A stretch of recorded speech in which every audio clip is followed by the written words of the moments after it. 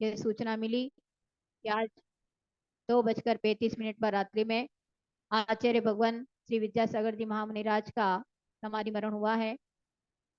यह समाचार सुनकर बड़ा धक्का लगा कि उनका आशीर्वाद प्रत्येक प्राणी पर, प्रत्येक जीवों पर है।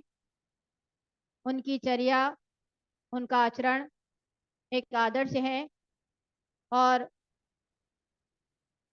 उनके दर्शन करने का सौभाग्य मुझे 3-4 बार मिला।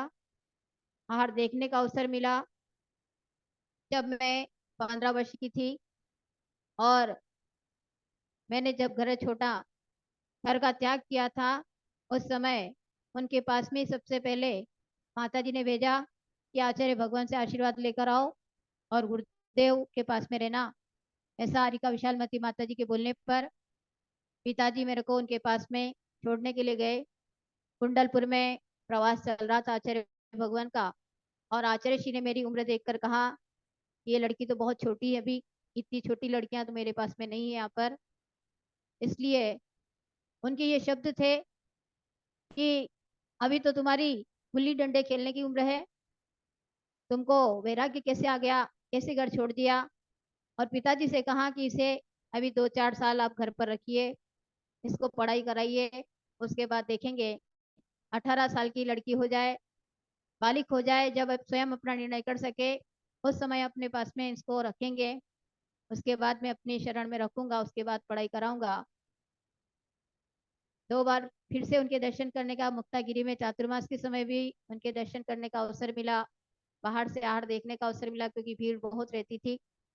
तो वहां पर भी आचार्य श्री ने आशीर्वाद दिया और यही आशीष दिया कि घर में रहकर थोड़ी तपस्या करो, साधना करो, क्योंकि अभी बहुत छोटी उम्र है तुम्हारी कि आगे भविष्य में तुम मोक्ष मार्ग में चल सकती हो, नहीं चल सकती हो, यह देखना आवश्यक है। इसलिए पहले माता पिता के पास में रह करके अपनी साधना करके दिखाओ। उनका आशीर्वाद लेकर कुंडलपुर और मुक्तागिर से उनके वहां पर 3-4 दिन तक मैं वहां रही। हर दिन उनकी भक्ति में जाना, आरती में जाना, दूर से दर्शन करना, आशीर्वाद लेना और आचार्य भगवान ने आशीर्वाद दिया।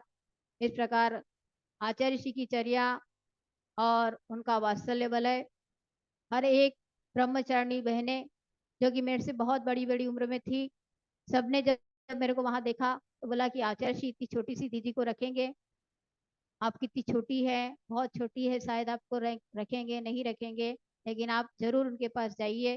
गुरुदेव ने समय दिया है और उन्होंने अपना समय निकालकर सामयिक के समय, सामयिक होने के पश्चात 1:30 बजे करीब मेरे को और पिताजी को, माता को, उनको बुलाया और चर्चा की। इस प्रकार 2-3 बार अवसर मिला है। ऐसे आचार्य श्री के मार्गदर्शन और उनके कहने पर मैंने घर पर आकर के पढ़ाई की, क्योंकि मैंने जब घर छोड़ा था तो 7वीं क्लास तक ही अध्ययन कराई थी और गुरुदेव ने कहा कि पहले इसकी पढ़ाई होना चाहिए और यह स्वयं अपना निर्णय कर सके, किसी के कहने में आकर मोक्ष मार्ग पर नहीं चला जाता। तो मैंने कहा कि मैं किसी के कहने पर मोक्ष मार्ग पर नहीं निकली हूँ, लेकिन माता जी का चातुर्मास हुआ है और मेरे को माता जी के पास में रहना है, लेकिन माता जी की आज्ञा है कि पहले आपसे आशीर्वाद लें, आपकी आज्ञा मिले। जब तक आपकी आज्ञा नहीं मिलेगी तब तक वो अपने संग में नहीं रखेंगे। पहले वो आपसे भी आशीर्वाद लेना चाहते हैं, आपसे आज्ञा लेना चाहते हैं और वो चाहते हैं कि आपके पास रहकर मेरा अध्ययन हो, मैं पढ़ाई कर सकूं। ऐसे जबलपुर के आश्रम में या मड़िया जी के आश्रम में, जहाँ पर भी अपने आश्रम है 2-3 स्थान पर, तो आचार्य जी ने कहा कि नहीं, इतनी छोटी लड़कियां हमारे पास में एक भी नहीं है, इसलिए मैं अभी तुमको यही आदेश देता हूँ, आज्ञा देता हूँ कि तुम्हारी माता जी ने मेरे पास भेजा है, लेकिन तुम अभी घर में रहकर पढ़ाई करना। और उनका आशीर्वाद लेकर मैंने बाद में 8वीं 9वीं 10वीं इस प्रकार 12वीं तक की परीक्षा पास की और आचार्य श्री के आशीर्वाद के बाद में आचार्य श्री कनकनंद जी गुरुदेव के संग में मेरा यहाँ पर प्रवेश हुआ, क्योंकि मेरी भावना बहुत थी कि मेरे को किसी न किसी संग में रहना है, घर में नहीं रहना है। लेकिन बड़े संग में तो अनुमति नहीं मिली कि 18-20 साल की उम्र हो जाएगी उसके बाद ही हम संग में रखेंगे। लेकिन मेरी तीव्र इच्छा थी कि मुझे गृह त्याग करना है, साधु संग आते रहते हैं और सफेद साड़ी पहनकर मैं घर में नहीं रहना चाहती। इस प्रकार आचार्य विद्यासागर जी गुरुदेव का मुझे आशीर्वाद मिला, उनका दर्शन मिला, उनके पास में चर्चा करने का अवसर मिला, ये मेरा पूर्ण सौभाग्य है। आज आचार्य भगवान की उत्तम समाधि हुई है और वो आज हमारे बीच में नहीं है। उनके लिए मैं यही भावना प्रार्थना करती हूँ कि जैसे उन्होंने अपने जीवन में इतने सारे त्यागीरथी चतुर्विध संघ की स्थापना की, सभी मुनिराज, आरिका, चुल्लक, चुल्लिका, ब्रह्मचारिणी बहनें बहुत संख्या में बने हुए हैं और उनको देखकर, उनकी चर्या को देखकर काफी साधु वर्ग इस मोक्ष मार्ग में चले हैं।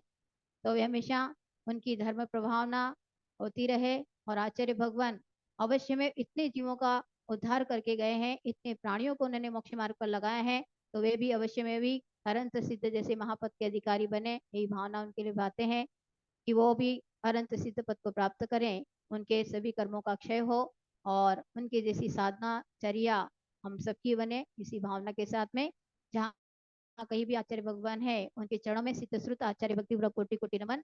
बोलिए आचार्य श्री विद्यासागर जी महामुनि राज की जय, आचार्य श्री गुप्ती नंदी जी गुरुदेव की जय।